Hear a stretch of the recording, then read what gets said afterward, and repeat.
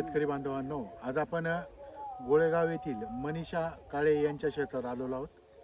राष्ट्रीय नैसर्गिक शेती अभियान अंतर्गत त्यांना आपण हरभऱ्याचं वाण दिलेलं आहे आणि निश्चितच बाबा आणि ते आपण या नैसर्गिक शेती करत असताना हरभऱ्याचं वाण तर तुम्हाला चांगलं मिळालेलंच आहे.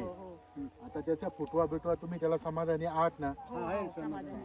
मग आता आपण याला तुम्ही जीवामृत वापरले म्हणताय.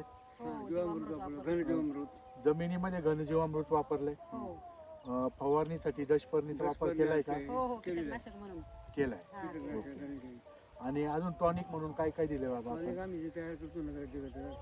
जैवरस आहे म्हणून, त्यामध्ये फळांपासून तयार केलेलं, म्हणजे फळांपासून तयार केलेलं सूक्ष्म अन्नद्रव्य असतील किंवा NPK घटक असेल, ही सर्व नैसर्गिकरित्या घरच्या घरी तयार करून बाबा ते वापरत आहेत. बेलफळापासून टॉनिक तयार केलं, पोटॅश तयार केलेलं सोडलं आम्ही. काँग्रेसपासून सुद्धा नत्र तयार केलं. ओके.